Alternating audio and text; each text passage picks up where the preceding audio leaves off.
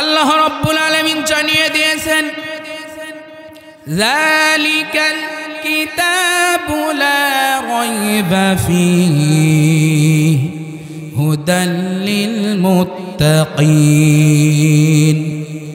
তার মানে আল্লাহ তাআলা জানিয়ে দিয়েছেন কোরআনের মধ্যে কোনো প্রকার সন্দেহ নাই। এরপরে আল্লাহ তাআলা কোরআনের ব্যাপারে কোনো সন্দেহ নাই, আল্লাহ তাআলা গ্যারান্টি দিলেন।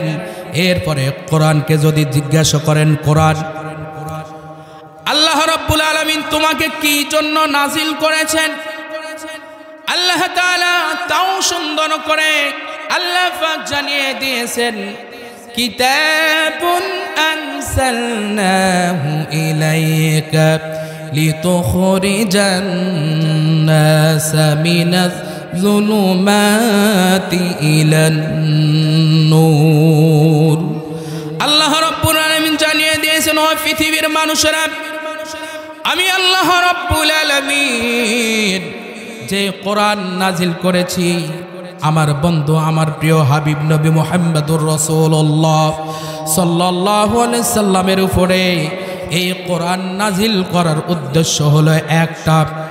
সেটা হলো এক নম্বরে যে উদ্দেশ্য, আমার এই কিতাব, আমার এই কোরআন মানুষদেরকে, যারা জাহান্নামের পথিক হয়ে গেছে, যারা অন্ধকার পথের পথিক হয়ে গেছে, যে সমস্ত মানুষগুলো অন্ধকারের মধ্যে ডুবে আছে, পাপের মধ্যে ডুবে আছে, আল্লাহ রাব্বুল আলামিন জানিয়ে দিয়েছেন ওই মানুষদেরকে, ওই জাতিদেরকে, ওই কওমদেরকে, ওই ব্যক্তিদেরকে আমি আল্লাহ রাব্বুল আলামিন মিনাজ যুলুমাতি ইলান নূর, আমার এই কোরআন মানুষদেরকে আলোর পথ, জান্নাতের পথ, আমি আল্লাহ রাব্বুল আলামিন এই কোরআন দিয়ে ডাকতেছি। এই কোরআন তাদেরকে জান্নাতের পথ দেখায় দিবে। জোরে বলেন সুবহানাল্লাহ।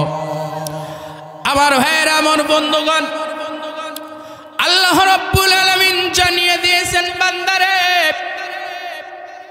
তুমি যদি গুনাহ করে থাকো, আমার ভাইয়েরা, আল্লাহর কথা হলো তওবা করা লাগবে, আল্লাহ তাআলার কাছে আত্ম-অনুশোচনা করা লাগবে।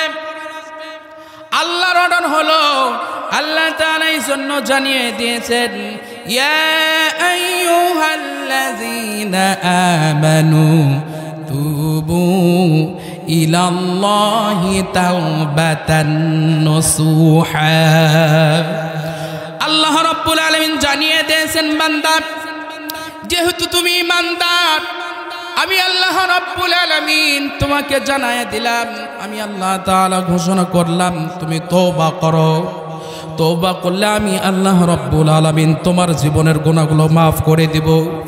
শুধু তাই নাই বান্দা আমার, যখন অনুশোচনা করবে, আমি আল্লাহ রাব্বুল আলামিন তোমাকে ডাক দিয়ে বললাম, বান্দারে, আল্লাহু ইয়াদউ ইলাল জান্নাতি ওয়াল মাগফিরাতি বিইذনিহি ওয়া ইউবাইয়িনু আয়াতিহি লিন-নাসি লাআল্লাহুম ইয়াতাযাক্কারুন। জোরে বলেন আল্লাহু আকবার। আল্লাহ রাব্বুল আলামিন ডাক দিয়ে বলে, আল্লাহু ইয়াদউ, বান্দা তুমি ফিরে আসো, ইলাল জান্নাতি, জান্নাতের আশায় আমি আল্লাহ রাব্বুল আলামিন তুমি যেহেতু তওবা করেছো, আমার কাছে আত্মসমর্পণ করেছো, আমার কাছে স্যালেন্ডার হয়েছো, আমি আল্লাহ রাব্বুল আলামিন তোমাকে রহমতের কোলে উঠায়া দিয়া আমি আল্লাহ তাআলা ওয়াল মাগফিরাতি, আমি আল্লাহ তাআলা তোমাকে ক্ষমা করে দিব তোমার জীবনের গুনাহগুলো। জোরে বলেন সুবহানাল্লাহ। আমার ভাইয়েরা, তার মানে তওবা করা একটি আমল। তওবা যদি আল্লাহর নবী বলেন, কোন আল্লাহর বান্দা যদি আল্লাহর কাছে অনুশোচনা করে, যদি কোন আল্লাহর বান্দা দৈনিক ৭০ বার যদি তওবা করে, তাহলে আল্লাহ রাব্বুল আলামিনের হাবিব জানিয়ে দিয়েছেন, আল্লাহ তাআলা তার তওবাগুলো গ্রহণ করে নেন আর তার জীবনের গুনাহগুলো আল্লাহ তাআলা মাফ করে দেন। ইল্লা শুধু কি, যে সমস্ত ব্যক্তিগুলো মানুষের হক মেরে দেয়, এই হকের গুনাহগুলো আল্লাহ তাআলা শুধু মাফ করেন না। আমার ভাইয়েরা, তার মানে সোজা হিসাব, যেই ব্যক্তির হক নষ্ট করে দেবে, তার হক পূরণ করতে হবে। এই হকের গুনাহ আল্লাহ তাআলা ক্ষমা করেন না। আমার ভাইয়েরা, আমার বন্ধুগণ, তাহলে সকলে আমরা আসুন আল্লাহ তাআলার দরবারে তওবা করি। তওবা যদি করতে পারি আল্লাহ তাআলা জীবনের গুনাহগুলো মাফ করে দিবেন। আমার ভাইয়েরা, আমার বন্ধুগণ, সংক্ষিপ্ত সময়ের মধ্যে আলোচনা, আল্লাহ নবী মুহাম্মদুর রাসূলুল্লাহ সাল্লাল্লাহু আলাইহি সাল্লাম তিনি সাহাবীদেরকে নিয়ে বসে আছেন। এমত অবস্থায় একজন মহিলা এসে নবীজিকে ডাক দিয়ে বললেন, ইয়া রাসূলুল্লাহ, ইয়া হাবিবাল্লাহ, নবী গো, আমি জিনা করেছি। আল্লাহর নবী বললেন, না, তুমি জিনা করো নাই। মহিলা আবার বলতেছে, ইয়া রাসূলুল্লাহ, আমি জিনা করেছি। আবার আল্লাহর নবী বললেন, মহিলা, তুমি জিনা করো নাই। আবার ওই মহিলা তিনবার এইরকম ভাবে তিনবার বলল, ইয়া রাসূলুল্লাহ, ইয়া হাবিবাল্লাহ, আমি জিনা করেছি। আল্লাহর নবী বললেন, তুমি যে জিনা করেছো, এই জিনা করার সময় কি কোনো সাক্ষী বা কোনো ব্যক্তি এর প্রমাণ আছে নাকি? ওই মহিলা চোখের পানি ছেড়ে দিলেন। চোখের পানি ছেড়ে দিয়ে দিয়ে বললেন, ইয়া রাসূলুল্লাহ, ইয়া হাবিবাল্লাহ, নবী গো, আমি জিনা করেছি। জিনা করার সময় কোনো ব্যক্তি দেখে নাই, পৃথিবীর কোনো ব্যক্তির চোখে পড়ে নাই, কিন্তু যার চোখে পড়েছেন তিনি হলেন আমার আল্লাহ। আমি ওই আল্লাহ তাআলাকে ভয় করি, ইন্নী আখাফুল্লাহ। নবী গো, আল্লাহর ভয় আমার কলিজার মধ্যে জেগে উঠেছে। আর আমার আল্লাহর ভয় যখন কলিজার মধ্যে জেগে উঠেছে, জেগে ওঠার কারণে আমি মহিলা আর স্থির থাকতে পারি না। আমার মনের মধ্যে একটি চিন্তা চেতনা বারবার জেগে উঠেছে, আহারে, পৃথিবীর কিসের আগুন? পৃথিবীর শাস্তি হলো একেবারে ন্যূনতম, পৃথিবীর এই শাস্তি ভোগ করা যাবে, কিন্তু জাহান্নামের আগুন সেই পরকালে ভোগ করতে পারবো না। ইয়া রাসূলুল্লাহ, ইয়া হাবিবাল্লাহ, এই আশা নিয়ে আমি যেই জিনা করেছি, আমি যে অন্যায় করেছি, কোরআন দিয়ে তার ফয়সালা চাই, আমি তার বিচার চাই। ইয়া রাসূলুল্লাহ, ইয়া হাবিবাল্লাহ, আমার উপরে সেই জিনার রায় কার্যকর করুন। নবীজি বললেন, মা, এই জিনা করার কারণে তুমি কি গর্ভবতী হয়েছে নাকি পেটের মধ্যে সন্তান এসেছে নাকি? মহিলা বলতেছে, ইয়া রাসূলুল্লাহ, ইয়া হাবিবাল্লাহ, আমার পেটের মধ্যে জিনা করার কারণে আল্লাহ তাআলা আমার পেটের মধ্যে সন্তান আল্লাহ তাআলা দান করেছেন।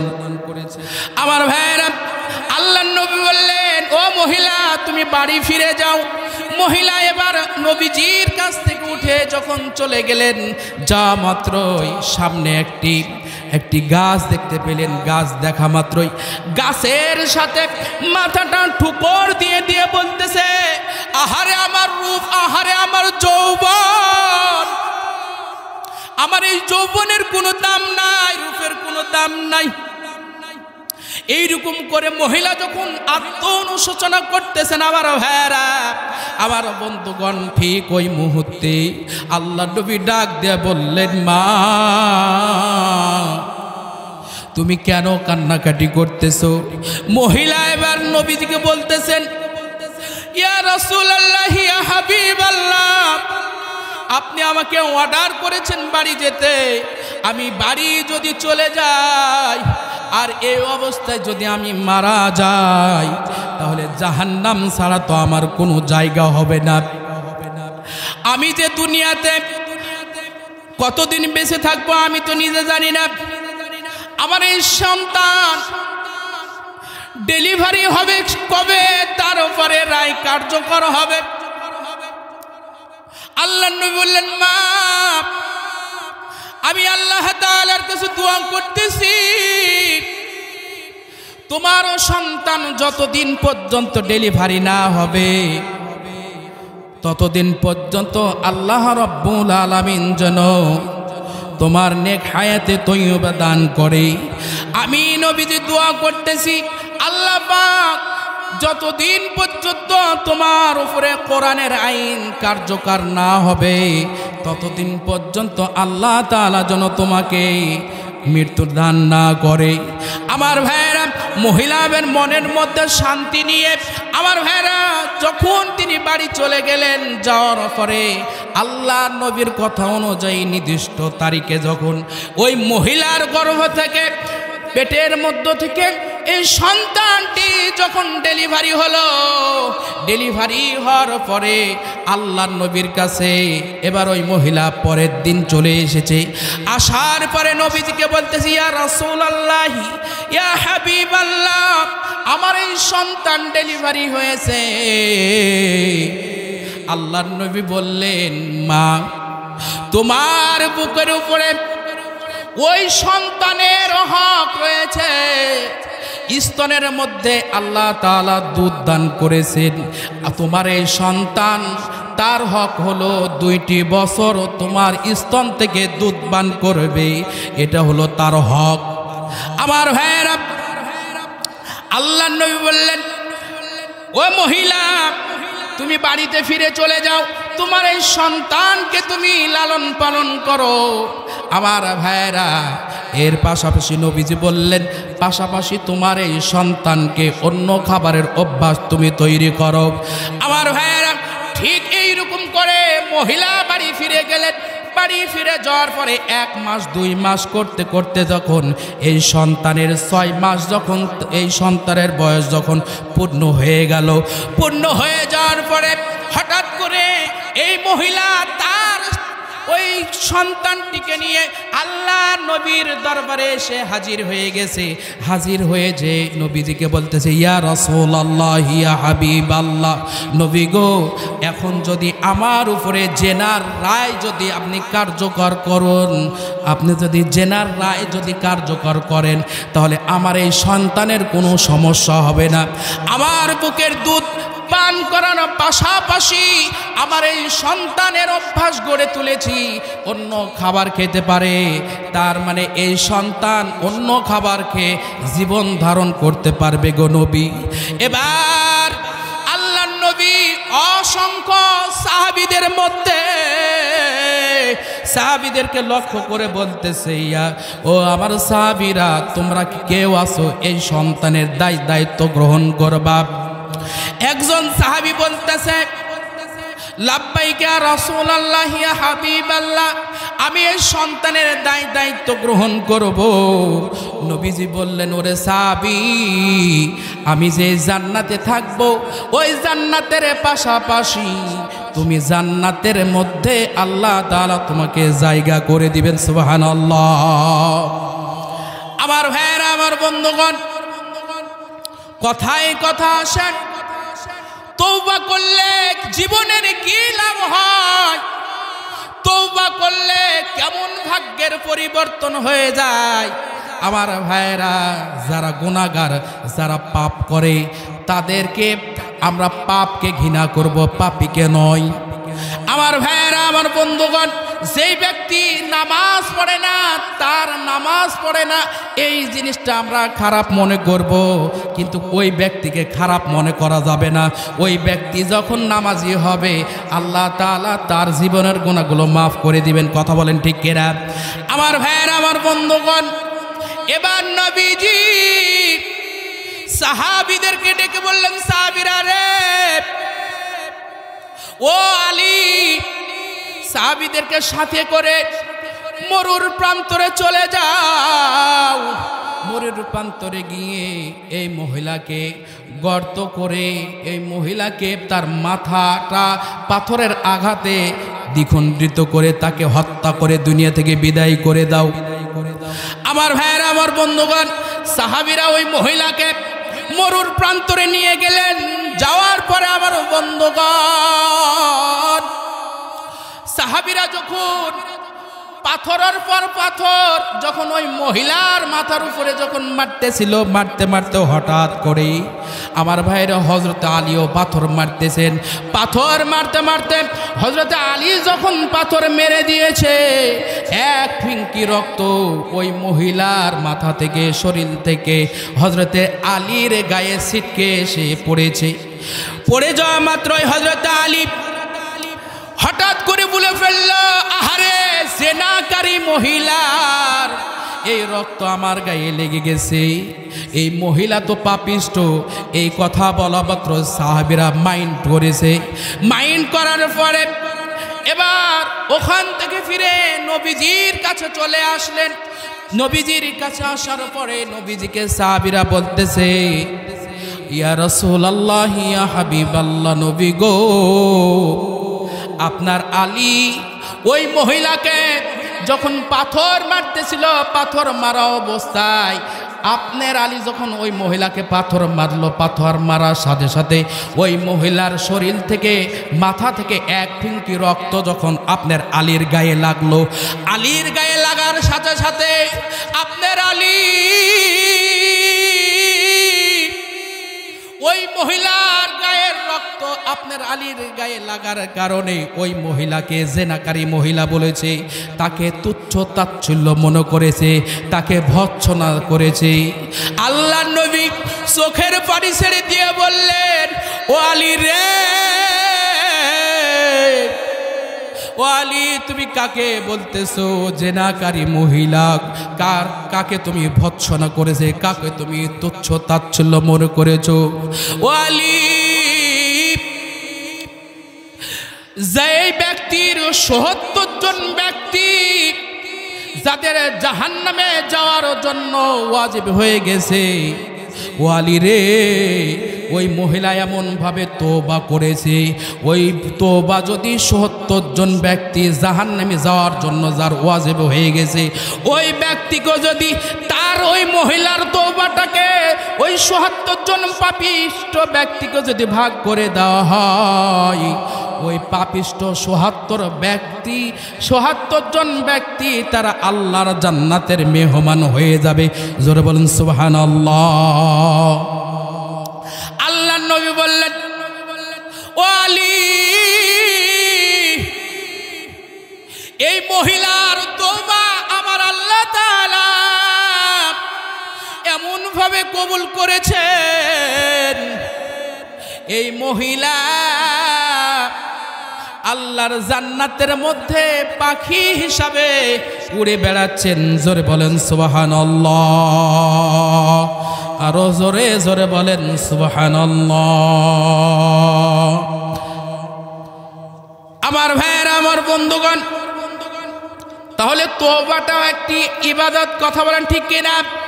আমার ভাইয়েরা, তওবা করলে জীবনের গুনাহগুলো মাফ করে দেন আল্লাহ। আমার ভাইয়েরা, তাহলে নামাজ যারা পড়বে আল্লাহ তাআলা তাদের জীবনের গুনাহগুলো মাফ করে দিবে। আল্লাহর নবী বললেন, যারা নামাজ পড়বে আল্লাহ তাআলা তার জীবনের সগীরা গুনাহগুলো মাফ করে দেন। আমার ভাইয়েরা, আমার বন্ধুগণ, তার মানে আল্লাহর নবীর উপরে মহব্বত রাখার দরকার আছে না নাই? আমার ভাইয়েরা, আমার বন্ধুগণ, কিয়ামতের দিন কঠিন একটি মুসিবতের দিন, কিয়ামতের দিন এমন একটি অবস্থা হবে আমার ভাইয়েরা, আল্লাহ রাব্বুল আলামিন জানিয়ে দিয়েছেন, ইয়াউমা ইয়াকুনুন নাসু কাল ফারাশিল মাবথুস ওয়া তাকুনুল জিবালু কাল ইহনিল মানফুশ। কিয়ামতের দিন এমন একটি অবস্থা হবে, সেই দিন মানুষগুলো দৌড়াদৌড়ি করতে থাকবে, এমনকি পাহাড় পর্বত জাবালগুলো সব ভেঙ্গে চৌচির হয়ে যাবে। সেই দিন মানুষগুলো শুধু ইয়া নাফসি করতে থাকবে, মানুষগুলো দৌড়াদৌড়ি করতে থাকবে, কোথায় গেলে একটু সুপারিশ করার মতো ব্যক্তি পাইব। আমার ভাইয়েরা, মানুষগুলো চলে যাবে হযরত আদম আলাইহিসসালামের কাছে হযরত আদম আলাইহিসসালাম ডেকে বলবেন, ও মানুষেরা, আজকে আমি কোনো প্রকার সুপারিশ করতেই তো পারবো না, সেই ধরনের অর্ডার, সেই ধরনের পাওয়ার আমার নাই, তোমরা চলে যাও হযরত ইব্রাহিম আলাইহিসসালামের কাছে। ইব্রাহিম আলাইহিসসালামের কাছে মানুষগুলো অনেক আশা নিয়ে, অনেক মনে প্রশান্তি নিয়ে চলে যাবে। ইব্রাহিম আলাইহিসসালামের কাছে গিয়ে বলবেন, ওগো আল্লাহর পয়গম্বর, আপনি আমাদের জন্য সুপারিশ করুন। আজকে যেহেতু মুসিবতের একটি দিন, মুসিবতের একটি সময়, আমার ভাইরা ইব্রাহিম আলাইহিসসালাম বলবেন, আমি তো সুপারিশ করতেই পারবো না, সেই ধরনের ক্ষমতা আমি ইব্রাহিমের আজকে নাই, তোমরা চলে যাও মুসার কাছে। আমার ভাইরা এরপরে মুসা আলাইহিসসালামের কাছে মানুষগুলো চলে যাবে বড় আশা নিয়ে। মুসা আলাইহিসসালাম বলবেন যে আমি তো পারবোই না, তোমরা চলে যাও, একটি সাজেশন দিতে পারি, তোমরা চলে যাও সরাসরি ঈসা আলাইহিসসালামের কাছে। ঈসা আলাইহিসসালামের কাছে যখন চলে যাবেন, ঈসা আলাইহিসসালাম বলবেন, আমি তো পারবই না, তোমরা চলে যাও হযরতে মুহাম্মদুর রাসূলুল্লাহ সাল্লাল্লাহু আলাইহি সাল্লামের কাছে।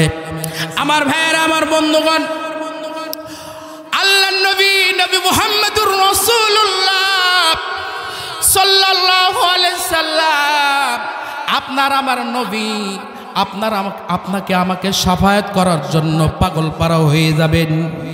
আল্লাহ রাব্বুল আলামিনের কাছে সিজদায় পড়ে যাবেন। সিজদায় পড়ে গিয়ে ডাক দিয়ে বলবেন, রব্বুল আলামিন, ওগো আল্লাহ তাআলা, দুনিয়াতে ইসলামের জন্য, কোরআনের রাজ কায়েম করার জন্য, কালেমার দাওয়াত দিতে গিয়ে উহুদের ময়দানে আমার দান মুবারক শহীদ হয়েছে। তায়েফের ময়দানে কাফেররা আমাকে ক্ষত বিক্ষত করেছে। ওগো রব্বুল আলামিন, এই সমস্ত আল্লাহ আমি খিদমত করেছি দিনের জন্য, তোমার কাছে কিছু চাই না। ওগো রব্বুল আলামিন, এই সমস্ত আমার এই উহুদের ময়দানে দান মুবারক শহীদ হয়েছে, তায়েফের ময়দানে আমার রক্ত ধরেছে, এই সমস্ত আল্লাহ, এই সমস্ত জিনিসের বিনিময়ে হলেও আল্লাহ তাআলা তুমি আমার উম্মতদেরকে মাফ করে জান্নাতে নসিব করে দাও। জোরে বলেন সুবহানাল্লাহ। আমার ভাইয়েরা, সেই দিন এমন একটি অবস্থা হবে, আমার ভাইয়েরা, আমার বন্ধুগণ, আল্লাহ রাব্বুল আলামিন নবীজিকে বলবেন, ওগো হাবিব, আমি আল্লাহ রাব্বুল আলামিন আপনাকে হাউজে কাউসার দিয়েছি, মাকামে মাহমুদ দান করেছি। ওগো নবীজি, আমি বলতেছি আপনি মাথা উঠান, আজকে আপনার উম্মতদেরকে বাছাই করে করে আপনি জান্নাতে প্রবেশ করায় দেন। জোরে বলুন সুবহানাল্লাহ। সেই দিন আল্লাহর নবীর উপরে যারা অটল ছিল, নবীজির পথে যারা ছিল, কোরআনের রাজ কায়েম করার জন্য নবীজির সাথী হিসাবে নবীজির পথে যারা ছিল, সেই দিন আল্লাহর নবীর উম্মতদের মাথায় সেই ইমানি নূর ও চমক দিবে। জোরে বলেন সুবহানাল্লাহ। আমার ভাইয়েরা, মা আয়েশা রাদিয়াল্লাহু তাআলা আনহা বলেন, ইয়া রাসূলুল্লাহ, ইয়া হাবিবাল্লাহ,